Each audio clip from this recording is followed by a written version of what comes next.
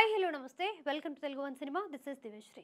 Power star Ram Charan కెరీర్లో ఎక్కువ రోజులు సెట్స్ మీద ఉన్న మూవీ గేమ్ చేంజరే అయి ఉండొచ్చు. RRR ఉన్నా కూడా అది ఎన్టీఆర్ చరణ్ కాంబో కిందికి రావడంతో పాటుగా కోవిడ్ అనేది అడ్డుగా వచ్చింది. కానీ గేమ్ చేంజర్కి మాత్రం ఎలాంటి అడ్డు లేకపోయినా లేట్ అవుతూనే వస్తుంది. అభిమానులైతే గేమ్ చేంజర్ రాక కోసం ఎంతగానో ఎదురు చూస్తూ మూవీ అప్డేట్స్ కోసం సోషల్ మీడియాలో తిష్ట వేస్తున్నారు. ఈ క్రమంలో ఒక న్యూస్ వాళ్ళని షాక్కి గురి చేస్తోంది.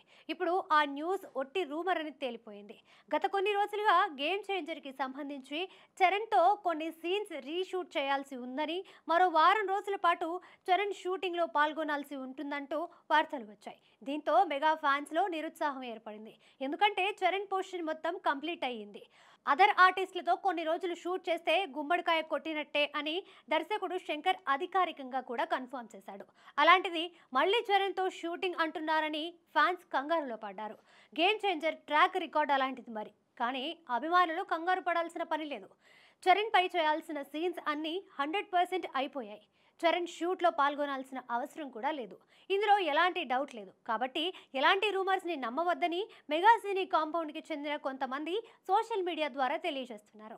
దిల్ రాజు తన 2 దశాబ్దాల సినీ జీవితంలో గేమ్ చేంజర్ని అత్యంత భారీ బడ్జెట్తో నిర్మిస్తున్నాడు. క్రిస్మస్కి రిలీజ్ చేయాలనే ప్లాన్లో ఉన్నట్లుగా కూడా తెలుస్తోంది. రిలీజ్ డేట్ మీద త్వరలోనే అధికార ప్రకటన కూడా వచ్చే అవకాశం ఉంది. కియారా అడ్వాణీ హీరోయిన్ కాగా అంజలి కూడా హీరోయిన్ కేటగిరీకే వస్తుంది. ఈ విషయాన్ని తనే వెల్లడి చేసింది. చరణ్ డ్యూయల్ రోల్ అనే టాక్ అయితే చాలా బలంగానే ఉంది.